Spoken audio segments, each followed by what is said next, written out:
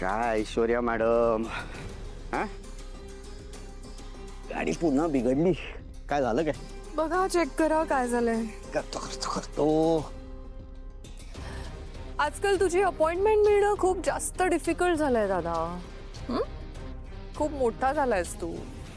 Bonnet गरम आहे, गाडी हो चालवत आणते. मला भेटण्यासाठी हे सगळं करण्याची काही गरज नाहीये. फोन उचलत नाहीयेस तू, पळतोयस. का पळतोयस सांगशील? नाही तसं काही नाहीये, खरंच बिझी होतो मी थोडासा. आणि फोन उचलत नाहीये याचा अर्थ मला तुमच्याशी बोलायचं नाही असं होतं. Enough is enough. सांगशील मला काय झालंय?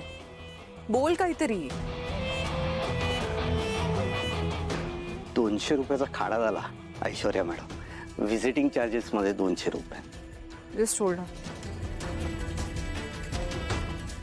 हे घे 500. माझ्या ठेव. Keep the change. मला एक कळत नाहीये, एक माणूस जो एका दिवसात 2 लाख 4 लाख रुपये काढायचा, तो आज 200 रुपयावर खुश होतोय.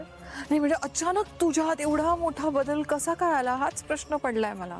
आणि जर का तू खरंच बदलला असशील तर तू लगेच हार मानलीस. नाही नाही, या गोष्टीवर माझा विश्वासच नाहीये. मी तुला खूप चांगलं ओळखते, तुझी नस नस ओळखते मी. तू माहितीये कसा आहेस? तो विषारी साप असतो माहितीये, जो माणसाला डंक मारल्याशिवाय सोडत नाही. तसा आहेस तू. म्हणून तुझ्या या नौटंकीवर माझा अजिबात विश्वास नाही. खरंय, माणूस एकदम एवढा बदलू शकतो याच्यावर कोणाचाच विश्वास बसत नाही. बदल घडू शकतोच. 300 रुपये ट्रान्सफर केले तर कोणाची उधारी ठेवत नाही. कसं आहे ना, आणि माणूस आपल्यापासून दूर गेला की परिस्थितीची खरी जाणीव होते. माझा भाऊ नील आहे ना, तो खरंच मनाने खूप चांगला आहे. त्याला गमवू नकोस. नाही, हे माझी वाक्य नाही आहेत. मला माझ्या गुरूंनी योग्य तो मार्ग दाखवला आणि मी त्याच्यावर जायला लागलो, म्हणून मी सुधारलोय. बाकी काही नाही.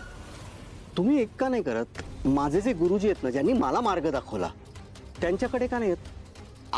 आज त्यांचं प्रवचन आहे, तुम्ही येऊ शकता माझ्यावर. हॅलो, मला या सगळ्या फालतूगिरीची गरज नाही.